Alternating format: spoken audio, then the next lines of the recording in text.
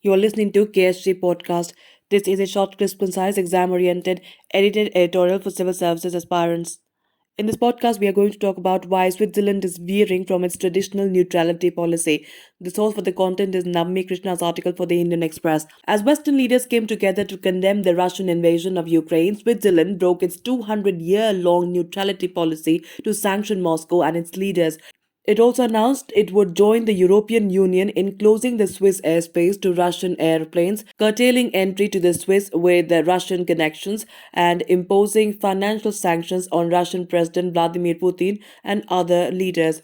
Switzerland is implementing the financial sanctions imposed by the European Union on Russian President Vladimir Putin, Prime Minister Mikhail Mishustin, and Foreign Minister Sergei Lavrov with immediate effect, the Swiss federal government said in a statement.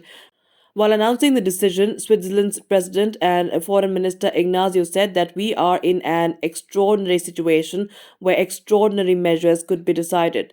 Now let's talk about the much famed neutrality first. The tiny Alpine nation, the size of Haryana, has had a neutrality policy in place since 1815. Its official website attests to this, noting that permanent neutrality is a principle of Swiss foreign policy.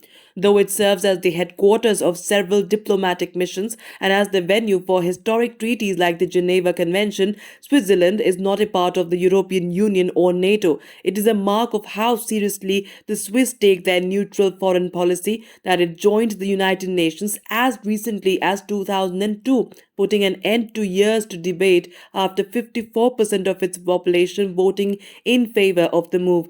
Historically, the Swiss had been famed warriors with expansionist ambitions until the 1500s when they lost the Battle of Marignano to the French.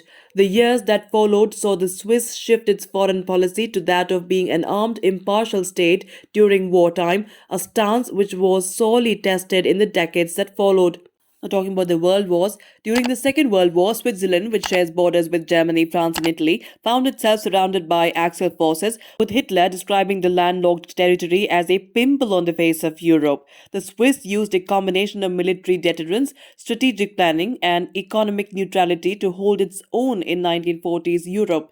An independent commission of experts, Switzerland, Second World War, noted that the country was completely encircled by the Axis powers between summer 1940 and autumn 1944 and survived by adopting a fortress mentality. Leveraging their unique terrain comprising the mighty mountains and populous plateaus, the Swiss put together an intricate system of defenses by packing explosives into structures at strategic locations on its border and major transportation routes, many of which were dismantled only recently. For instance, a bridge connecting Stein in Switzerland to Bad Sachsenhausen in Germany, which was secretly fitted with explosives, was disarmed as recently as October 2014, according to a Financial Times report. Besides this, the Swiss pursued a policy of armed neutrality, putting into place compulsory military service, which continues till date, to maintain military readiness in the event of an invasion. Equally significant was its policy of economic cooperation with both the Allied and Axis forces, which made them a less attractive target for attack. The latter has also earned the Swiss flag for colluding with the Nazis. The Independent Commission report quotes a London Times journalist memorandum to the British Foreign Office suggesting that Switzerland will not be occupied both due to Swiss industrial and banking prowess and because Switzerland was the place where the big shot Nazis have parked their loot. Now, what has changed now? In an official statement, the Swiss government said that Russia's unprecedented military attack on a sovereign European country was a deciding factor in the Federal Council's decision to change its previous stance on sanctions. However, this contradicts its stance on the Russian annexation of Crimea in 2014. A Reuters report from the time noted that while Switzerland said it will not be abused by those looking to avoid sanctions by the West, it stopped short of adopting measures of its own. Up to now, the exception has been sanctions imposed by the UN Security Council, which it has to implement under international law, reported Reuters.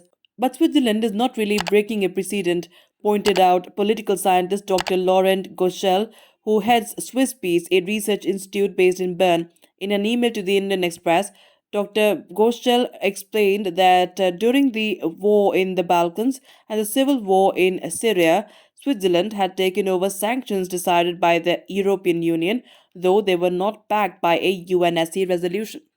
That's it for this podcast. Thank you so much for listening. To join KSG India courses and to crack the ICE exam, visit ksgindia.com. You can also get a PDF of this podcast on ksgindia.com. Thanks for listening.